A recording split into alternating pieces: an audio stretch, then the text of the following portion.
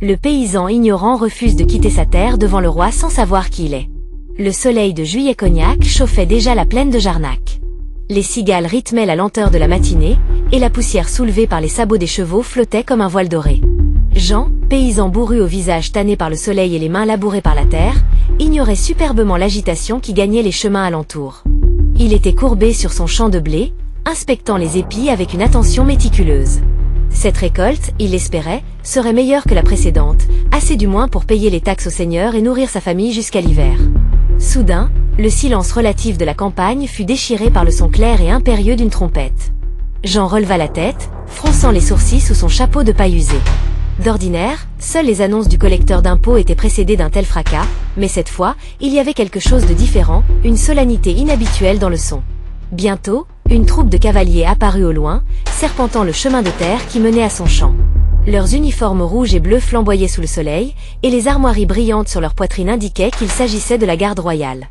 Jean resta immobile, planté au milieu de son champ, une faux rouillée à la main. Il n'avait jamais vu d'aussi près des hommes du roi, et encore moins un tel déploiement de force. Il se demanda instinctivement s'il avait, sans le savoir, commis quelque offense. Avait-il oublié de payer une taxe? Avait-il involontairement empiété sur les terres du seigneur? L'inquiétude commença à le ronger. Les cavaliers s'arrêtèrent à la lisière de son champ, la poussière retombant en un nuage ocre. Un homme descendit de cheval. Il portait un uniforme plus richement orné que les autres, et son visage, bien que jeune, exprimait une impatience hautaine. « Et là, paysan » lança-t-il d'une voix forte et autoritaire. « Ce champ est-il à vous » Jean, intimidé mais décidé à ne pas se laisser impressionner, répondit d'une voix rauque, « Oui, monsieur. Cette terre est à moi de père en fils. » L'homme ricana, jetant un regard dédaigneux sur le champ de blé modeste et la tenue simple de Jean. « Vous ignorez donc que le roi est en route pour le château de Cognac. » Jean haussa les épaules. « Les affaires du roi sont loin de mes champs. Qu'est-ce que cela me fait ?» L'officier sembla stupéfait par une telle ignorance, ou peut-être une telle impertinence. « Imbécile! Le roi Louis XIV en personne va passer par ici. Ce chemin doit être libre et dégagé. Vous devez quitter ce champ immédiatement. » Jean resta silencieux un instant, regardant l'officier avec une expression butée. Quitter son champ? Au milieu de la matinée? Alors qu'il avait encore tant de travail? C'était impensable. Il avait travaillé la terre depuis l'aube, et il n'avait pas l'intention de s'arrêter pour les caprices d'un officier arrogant, même s'il prétendait servir le roi. Qu'en pensez-vous de cette introduction? N'hésitez pas à partager vos premières impressions en commentaire. Quitter mon champ, répéta Jean, incrédule. Et pourquoi donc? Je n'empiète sur aucun chemin. Le chemin est là-bas, dit-il en pointant d'un geste de la main le sentier poussiéreux qui bordait son champ. Et mon champ est ici. Il n'y a aucune raison pour que je parte. L'officier écarquilla les yeux, visiblement choqué par cette résistance inattendue. Vous osez discuter mes ordres? Savez-vous à qui vous parlez? Je suis le capitaine de la garde royale, et je vous ordonne de déguerpir immédiatement. Jean resta impassible. Et moi, je suis Jean, paysan de Jarnac, et je vous dis que je ne bougerai pas d'ici. Ce champ est mon gagne-pain. Je ne vais pas laisser ma récolte sans surveillance pour faire plaisir à votre roi. Un murmure indigné parcourut les rangs des cavaliers. L'officier, rouge de colère, mit la main sur la poignée de son épée. Insolent! Vous allez apprendre à respecter l'autorité royale. Par la Sainte Vierge, je vais vous faire regretter votre arrogance. Il fit signe à deux de ses hommes. Allez-y, mettez cet homme à la raison et dégagez ce champ. Nous n'avons pas de temps à perdre avec un rustre têtu. Les deux soldats s'avancèrent, leur visage dur et menaçant. Jean, bien qu'intérieurement inquiet, resta ferme sur ses jambes. Il n'était pas un homme de violence, mais il était prêt à défendre sa terre et son travail. Il serra fermement le manche de sa faux, la pointant vers les soldats comme une arme improvisée. « Approchez-vous, si vous l'osez, grogna-t-il. Mais je vous préviens, je me défendrai. » Les soldats hésitèrent un instant. Ils étaient habitués à l'obéissance immédiate, et cette résistance inattendue les déconcerta. L'officier, voyant leur hésitation, s'impatienta. « Que attendez-vous? N'ayez pas peur d'un simple paysan. Avancez et faites votre travail. » Les soldats reprirent leur avance, mais avec moins d'assurance qu'auparavant. Jean, les yeux fixés sur eux, se prépara à se défendre. La tension était palpable dans l'air, et le silence fut seulement brisé par le chant incessant des cigales et le souffle court des hommes. Le conflit semblait inévitable. Alors que les soldats s'apprêtaient à charger, une voix claire et calme résonna, interrompant la confrontation imminente. Capitaine de Montaigne, que se passe-t-il ici? Pourquoi ce tumulte? Tous les regards se tournèrent vers la source de la voix. Un carrosse richement décoré venait de s'arrêter au bout du chemin, escorté par une garde d'honneur encore plus imposante que la précédente. La porte du carrosse s'ouvrit, et un homme en sortit. Il était grand et majestueux, vêtu d'habits de soie et de dentelle, et son visage, encadré de longs cheveux bruns, respirait l'autorité et la noblesse. C'était le roi Louis XIV en personne. Le capitaine de Montaigne pâlit visiblement et se précipita vers le carrosse, se prosternant respectueusement. « Votre Majesté, je suis navré de vous importuner avec ces bagatelles. Il s'agit simplement d'un paysan obstiné qui refuse de dégager son champ pour laisser passer votre cortège. » Le roi fronça les sourcils et jeta un regard interrogateur vers Jean, toujours planté au milieu de son champ, sa faux à la main. « Un paysan qui refuse de dégager son champ? Est-ce bien sérieux, capitaine? N'avez-vous pas su lui expliquer l'importance de notre passage ?» Le capitaine, visiblement mal à l'aise, balbutia. « Si, sire, bien sûr. Mais cet homme est d'une ignorance, il semble ne pas comprendre à qui il a affaire. » Le roi leva la main, interrompant le capitaine. « Laissez-moi m'en charger. Il est peut-être plus réceptif à la raison qu'à la menace. » Puis, s'adressant à Jean d'une voix forte mais sans arrogance, il dit « Eh, l'ami, approchez-vous.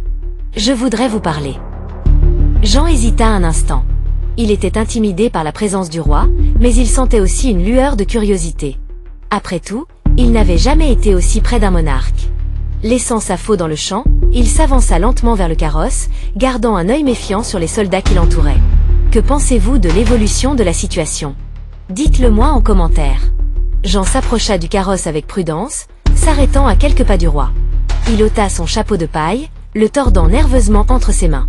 Face au monarque, il se sentait soudainement petit et insignifiant, mais il conserva une certaine fierté dans son regard. « Alors, mon ami, commença le roi avec un sourire, il paraît que vous refusez de quitter votre champ pour me laisser passer.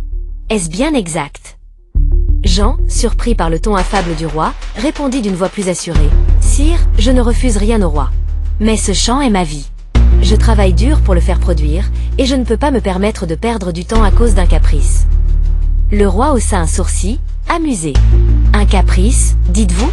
Vous considérez mon passage comme un simple caprice? » Jean hésita de nouveau, réalisant peut-être qu'il avait été un peu trop direct. « Sire, je ne voulais pas vous offenser. Mais pour moi, un jour de travail perdu, c'est un jour de pain en moins pour ma famille. » Le roi hocha la tête, semblant comprendre. « Je comprends, mon ami. Je comprends l'importance du travail de la terre. Mais voyez-vous, mon passage n'est pas un simple caprice. Je me rends à Cognac pour des affaires importantes pour le royaume tout entier. » Jean resta silencieux un instant, réfléchissant aux paroles du roi. Il comprenait l'importance des affaires du royaume, mais il comprenait aussi l'importance de sa propre survie. « Sire, dit-il finalement, je suis un simple paysan, et je ne comprends rien aux affaires du royaume. Mais je comprends que je dois nourrir ma famille. Et pour cela, je dois travailler mon champ. » Le roi le regarda avec attention, son sourire s'effaçant peu à peu. Il y avait une sincérité et une détermination dans le regard de ce paysan qui l'intriguait. « Et si je vous disais, reprit le roi d'une voix plus grave, que les affaires du royaume pourraient aussi avoir une importance pour votre famille? » Jean fronça les sourcils, perplexe. « Comment cela, sire? Quelles affaires du royaume pourraient bien concerner un simple paysan comme moi? » Le roi soupira légèrement, comme s'il hésitait à se confier à un homme de si basse condition. Puis, se ravisant, il dit « Voyez-vous, mon ami, je me rends à Cognac pour rencontrer des marchands de vin importants. Le commerce du vin est vital pour la prospérité de notre royaume, et aussi pour la prospérité de votre région. » Jean écoutait attentivement, essayant de comprendre le lien entre le commerce du vin et son propre champ de blé. « Sire, dit-il finalement, je comprends que le commerce du vin est important pour le royaume. Mais je ne vois toujours pas ce que cela change pour moi. » Le roi sourit de nouveau, cette fois avec une pointe de malice. « Et si je vous disais, mon ami, que si le commerce du vin prospère, les seigneurs auront plus d'argent, et ils pourront donc être moins exigeants avec leurs paysans? Et si je vous disais que si le royaume est prospère, il y aura moins de guerres, moins de taxes, et plus de paix pour tous? » Les paroles du roi commencèrent à faire leur chemin dans l'esprit de Jean. Il n'avait jamais pensé aux affaires du royaume en ces termes. Pour lui, le roi était une figure lointaine et abstraite, plus associée aux impôts qu'à la prospérité. Mais peut-être, après tout, ce roi avait-il raison? Peut-être que ses affaires, aussi éloignées qu'elles puissent paraître, pouvaient avoir un impact sur sa propre vie. « Sire, dit Jean après un moment de silence, je commence à comprendre ce que vous voulez dire. Peut-être que je me suis trompé de vous juger trop vite. Le roi hocha la tête avec satisfaction. C'est déjà un bon début, mon ami. Maintenant, dites-moi, êtes-vous prêt à faire un petit sacrifice pour le bien du royaume et peut-être aussi pour votre propre bien? Jean hésita de nouveau, regardant son champ de blé avec regret. Mais en regardant le roi dans les yeux, il vit une sincérité et une détermination qui le convainquirent. « Sire, dit-il finalement, je suis prêt à faire ce que vous me demandez. Mais je vous demande une chose en retour. Qu'en pensez-vous? Est-ce que j'en fais le bon choix? Partagez votre opinion en commentaire. » Le roi, intrigué, pencha légèrement la tête. « Une chose en retour? Qu'est-ce donc, mon ami? Si cela est en mon pouvoir, je vous l'accorderai volontiers. » Jean prit une profonde inspiration, rassemblant son courage. « Sire, je vous demande de bien vouloir jeter un œil à mon champ. De me dire ce que vous en pensez. Vous êtes un homme puissant et instruit, vous avez vu le monde. Peut-être que vous verrez quelque chose que moi, simple paysan, je ne vois pas. » Le roi fut visiblement surpris par cette requête inattendue. Il s'attendait peut-être à une demande d'argent, de terre, ou de privilèges. Mais cette simple demande de reconnaissance, cette soif de savoir, le touchèrent profondément. « Vous voulez que je regarde votre champ ?» répéta le roi, un sourire sincère illuminant son visage. « Mais c'est la demande la plus originale et la plus humble que l'on m'ait jamais faite. Bien sûr, mon ami, je regarderai votre champ avec plaisir. » Le roi descendit de son carrosse, surprenant une fois de plus sa propre garde et le capitaine de Montaigne, qui s'attendait à tout sauf à cela. Il s'approcha du champ de blé, suivi de Jean, et commença à l'inspecter avec une attention inattendue. Il se pencha, toucha les épis, examina la terre, comme un véritable connaisseur. Jean, observant le roi avec fascination, se sentait à la fois fier et intimidé. Jamais il n'aurait imaginé que le roi de France en personne s'intéresserait à son humble champ de blé. Après quelques minutes d'examen attentif, le roi se redressa, un air pensif sur le visage. « C'est un beau champ, mon ami, dit-il finalement. Un très beau champ. On voit que vous l'aimez et que vous en prenez soin. » Jean, soulagé et flatté, ne put s'empêcher de sourire. « Oui, sire, je l'aime. C'est toute ma vie. » Le roi hocha la tête. « Je comprends. Et je comprends aussi pourquoi vous ne vouliez pas le quitter. Mais dites-moi, mon ami, y a-t-il quelque chose qui vous préoccupe dans ce champ? Quelque chose que vous aimeriez que je remarque? » Jean hésita un instant, puis désigna une partie du champ où les épis semblaient moins fournis et la couleur du blé légèrement plus pâle. « Sire, dit-il, ici, la récolte est moins bonne que le reste du champ. Je ne comprends pas pourquoi. J'ai pourtant travaillé cette partie de la même manière que les autres. Peut-être que la terre est moins fertile à cet endroit, ou peut-être que j'ai commis une erreur sans le savoir. » Le roi suivit le regard de Jean et examina attentivement la partie du champ désignée. Il se pencha de nouveau, prit une poignée de terre entre ses doigts, la frotta, la sentit, puis la laissa retomber. « Je vois, dit-il après un moment. Je vois le problème. » Jean retint son souffle, impatient de connaître le verdict du roi. « Quel est le problème, sire? Que dois-je faire ?» Le roi se redressa et posa une main amicale sur l'épaule de Jean. « Le problème, mon ami, n'est pas dans la terre, ni dans votre travail. Le problème est dans l'eau. » Jean fronça les sourcils, confus. « L'eau, sire? Mais il y a de l'eau partout ici. La rivière coule à quelques pas de mon champ. » Le roi sourit. « Oui, il y a de l'eau, mais pas là où il faut.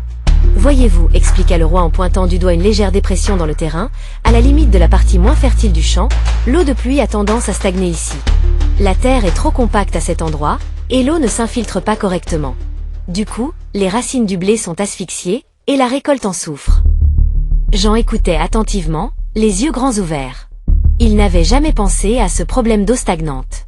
Il avait toujours cru que plus il y avait d'eau, mieux c'était pour les cultures. « Mais que puis-je faire, sire ?» demanda Jean, désespéré. « Comment puis-je résoudre ce problème ?» Le roi réfléchit un instant, puis un éclair d'inspiration brilla dans ses yeux. « J'ai une idée, dit-il. Mais cela va demander un peu de travail, et un peu de confiance en moi. Êtes-vous curieux de connaître l'idée du roi? Dites-le en commentaire. Un peu de travail, sire? De confiance en vous? Répéta Jean, perplexe. Je suis prêt à tout, sire, pour sauver ma récolte. Dites-moi ce que je dois faire. Le roi sourit, satisfait de la détermination de Jean. Voici ce que nous allons faire, commença-t-il. Vous voyez cette dépression dans le terrain? Nous allons creuser un petit fossé, un canal de drainage, qui partira de cette dépression et qui ira jusqu'à la rivière. Cela permettra à l'eau stagnante de s'écouler, et la terre de respirer. Jean écouta attentivement les instructions du roi, visualisant le canal de drainage dans son esprit. L'idée semblait simple, mais ingénieuse. Mais sire, objecta Jean, hésitant, creuser un fossé prendra du temps. Votre cortège sera retardé. Et votre capitaine, je ne suis pas sûr qu'il appréciera. Le roi éclata de rire. Ne vous inquiétez pas pour mon capitaine. Je m'occupe de lui. Quant au temps, nous en prendrons le temps qu'il faudra. Après tout, ajouta le roi avec un clin d'œil, sauver la récolte d'un paysan est peut-être aussi important que de rencontrer des marchands de vin. N'est-ce pas? Jean sourit à son tour, touché par la bienveillance du roi. Il comprit qu'il avait affaire à un homme exceptionnel, un monarque qui se souciait du bien-être de son peuple, même des plus humbles. Alors, au travail, déclara le roi en retroussant les manches de sa chemise de soie. Capitaine de Montaigne, faites apporter des pelles et des pioches. Nous allons aider notre ami paysan à creuser son fossé. Le capitaine de Montaigne, d'abord stupéfait, obéit à contre-cœur, comprenant qu'il valait mieux ne pas contrarier le roi dans ses moments d'inspiration. Bientôt, le roi, Jean, et même quelques soldats, se mirent à creuser le fossé sous le soleil de midi. La scène était surréaliste, le roi de France, en personne, travaillant la terre aux côtés d'un paysan, sous les regards médusés de la cour. Mais Jean, lui, ne s'étonnait plus de rien. Il avait compris que ce roi était différent des autres, un roi qui savait voir au-delà des apparences, et qui savait reconnaître la valeur de chaque homme, même le plus humble. Les heures passèrent, et le fossé de drainage prit forme sous les efforts conjoints du roi, de Jean, et des quelques soldats volontaires. Le soleil tapait fort, la sueur perlait sur les fronts, mais la bonne humeur régnait sur le chantier improvisé. Le roi, loin de se plaindre de la fatigue ou de la chaleur, semblait prendre un plaisir inattendu à ce travail manuel. Il plaisantait avec Jean, lui posait des questions sur la culture du blé, et écoutait attentivement ses réponses. Jean, de son côté, se sentait de plus en plus à l'aise en présence du roi. Il avait oublié sa peur initiale, et il le considérait désormais comme un homme simple et accessible, malgré son rang et sa majesté. Il lui expliqua les secrets de son métier, les difficultés de la vie paysanne, et ses espoirs pour l'avenir. Le roi l'écoutait avec une attention sincère, montrant une réelle empathie pour ses préoccupations.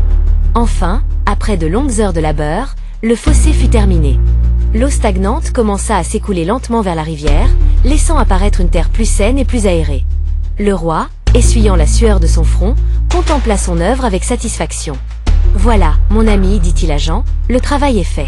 J'espère que cela portera ses fruits. » Jean, les yeux brillants de gratitude, serra chaleureusement la main du roi. « Sire, dit-il avec émotion, je ne sais comment vous remercier. Vous avez fait plus pour moi en une journée que tous les seigneurs de la région en toute une vie. Je n'oublierai jamais votre bonté. » Le roi sourit modestement. « Ne me remerciez pas, mon ami. C'est moi qui vous remercie. Vous m'avez rappelé l'importance des choses simples et la valeur du travail de la terre. Et puis, ajouta le roi avec un clin d'œil, j'avoue que j'avais besoin de me dégourdir les jambes après des heures passées dans un carrosse. » Un murmure amusé parcourut l'assistance. Le capitaine de Montaigne, toujours un peu dépassé par les événements, s'approcha du roi avec une expression soucieuse. « Sire, dit-il, je crois qu'il est temps de reprendre la route. Le soleil commence à décliner, et nous avons encore un long chemin à parcourir jusqu'à Cognac. » Le roi hocha la tête, comprenant que le devoir l'appelait. Il se tourna vers Jean, lui adressant un dernier sourire chaleureux. « Adieu, mon ami Jean.